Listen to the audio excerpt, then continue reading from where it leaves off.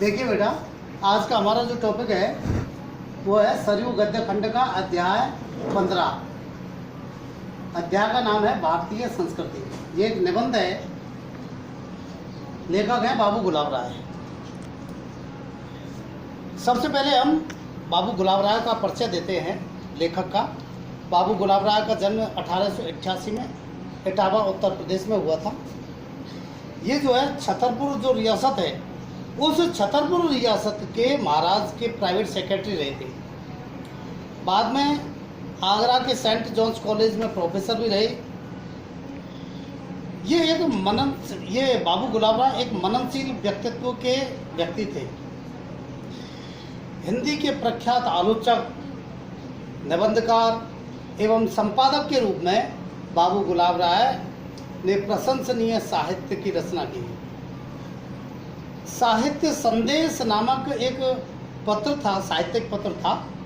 तो साहित्यिक पत्र के द्वारा इन्होंने साहित्य जगत में की जो है खूब सेवा की है। इस पत्र में उन्होंने भावात्मक और विचारात्मक दोनों प्रकार के ही लेख लिखे हैं। इनका काव्य शास्त्र, निबंध एवं आलोचना के क्षेत्र में भी इनको समान अधिकार है। थलुआ क्लब, मेरी असफलताएं, कुछ गहरे उथले, उनके श्रेष्ठ निबंध संग्रह, निबंधों की पुस्तकें हैं। थलुआ क्लब, मेरी असफलताएं, कुछ गहरे उथले, इनकी श्रेष्ठ निबंध संग्रह जो है। इनके निबंध व्यक्तिपरक, विचारपरक एवं संस्मरणात्मक निबंध है। संस्मरणात्मक निबंध होते हैं जो पिछली घटनाओं की यादें होती हैं, इस प्रकार की। व्यक्तिपरक किसी व्यक्ति से संबंधित और विचारों से संबंधित। इनके जो लेख है गंभीर और विचारपूर्ण है। लेखों में सजीवता है, मधुर व्यंग और हास्य के पुट से इनके लेखों में वार्तालाप का सा आनंद आता है। बाबू गुलाब राय ने व्याख्यात्मक शैली का प्रयोग करते हुए गंभीर आलोचकीय मुद्रा को त्याग करके अनौपचारिक रूप से लेखन कार्य किया है। इनके निबंधों की जो भाषा है वो तत्सम शब्दों से युक्त, इसके साथ साथ उर्दू शब्द और मुहावरों से युक्त है। अब आप देखिए, ये जो अध्याय है संस्कृति, लेखक ने भारतीय संस्कृति, लेखक ने सबसे पहले संस्कृति को समझाने का प्रयास किया। संस्कृति कहते किसे हैं? संस्कृति उन्होंने बताया है कि संस्कृति शब्द का संबंध संस्कार से है। किससे है? संस्कार शब्द से है। संस्कार कैसे उत्पन्न होते हैं? अब इस संस्कार का अर्थ क्या है?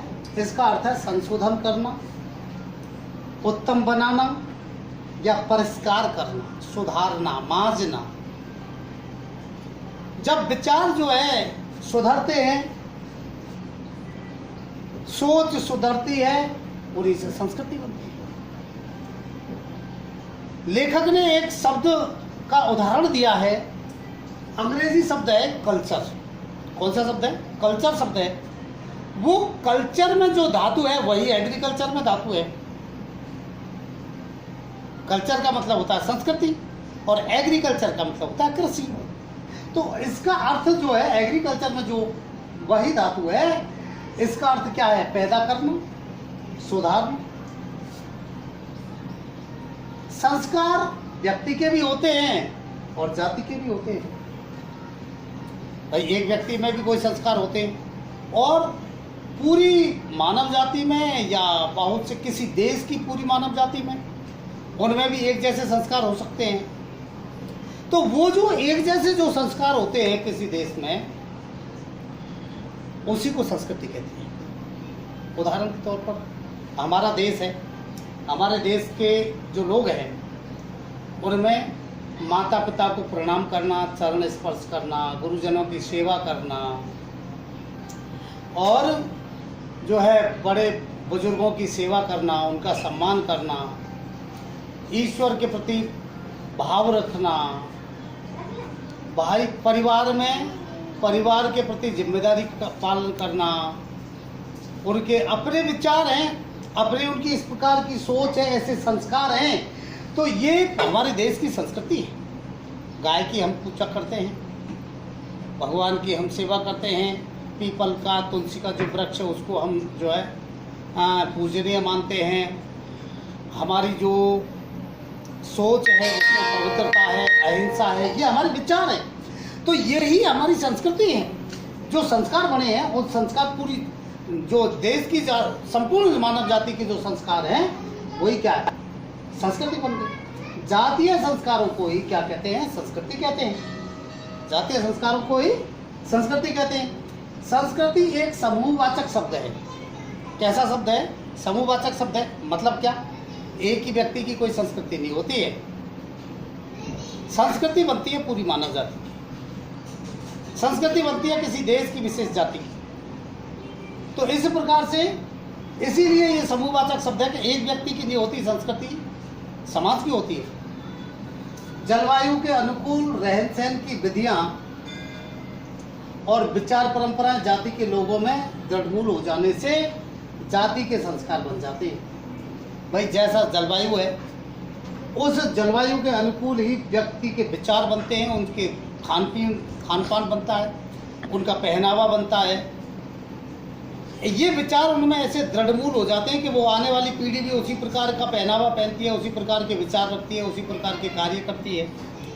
तो ऐसे विचार परंपरा जो है जाति के लोगों में दृढ़मूल हो जाने से वो उनके संस्कार बन जाते हैं। इनको अब हमारे संस्कार हैं, हम अहिंसा में विश्वास करते हैं, प्योर वेजिटेरियन जो है फूड हम यूज़ करते हैं, हम पवित्रता में ध्यान रखते हैं, ये हमारे जातीय संस्कार बन चुके हैं। तो इनको प्रत्येक व्यक्ति अपनी निजी प्रकृति के अनुकूल न्यूनाधिक मात्रा में पैतृक संपत्ति के रूप में प्राप्त करता है। प्रत्येक व्यक्ति को अपने परिवार से, हमारे बुजुर्गों से हमको ये संस्कार मिलते हैं, किसी को ज़्यादा मिलते हैं, किसी को कम मिलते हैं, पैतृक संपत्ति के रूप में ही प्राप्त करता है। ये संस्कार व्यक्ति के घरेलू जीवन तथा सामाजिक जीवन में दिखाई देते हैं। किस में दिखाई देते हैं, घरेलू जीवन में और सामाजिक जीवन में। हम घर में जैसा व्यवहार करते हैं हमारे संस्कारों के अनुकूल करते हैं, समाज में हम जैसा व्यवहार करते हैं हमारे संस्कारों के अनुकूल करते हैं।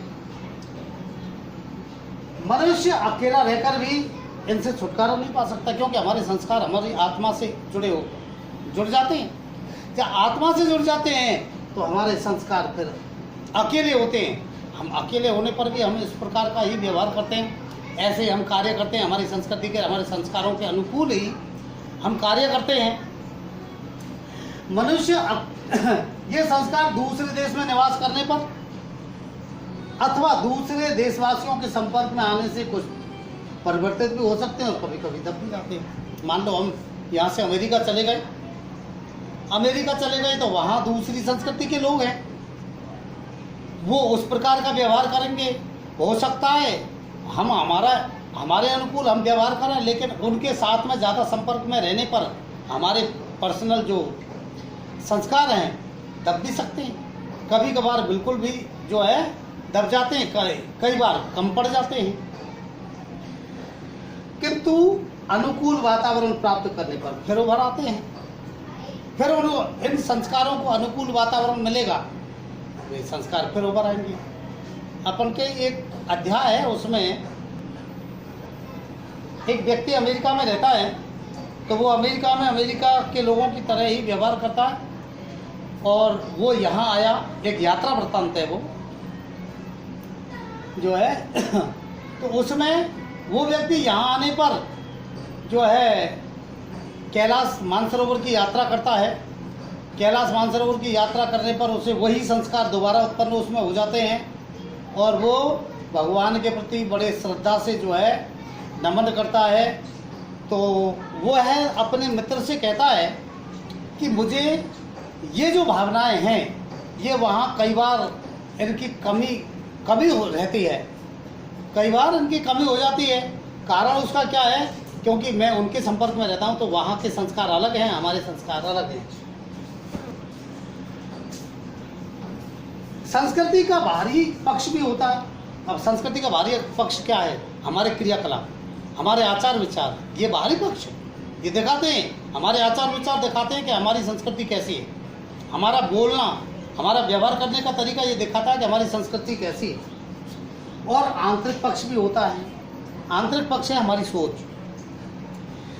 अब जैसी हमारी ये सोच होगी उसी प्रकार से हमारा बाहरी व्यवहार बन जाएगा। उसका बाहरी पक्ष आंतरिक का ही प्रतिबिंब नहीं तो उससे संबंधित अवश्य रहता है। भाई हमारे जैसा हम सोचेंगे वैसा ही करेंगे। तो आंतरिक पक्ष क्या हो गया? हमारी सोच। और बाहरी पक्ष क्या हो गया? हमारे क्रियाकलाप। तो जैसा हम सोचेंगे वैसे ही हमारे क्रियाकलाप होंगे। तो बाहरी जो पक्ष है वो आंतरिक पक्ष का ही एक प्रतिबिंब है।